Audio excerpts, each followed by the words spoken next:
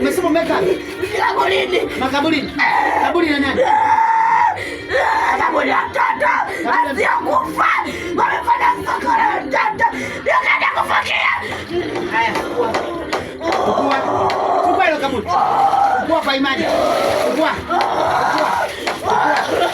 Jamani, chukua hilo kaburi kwa imani.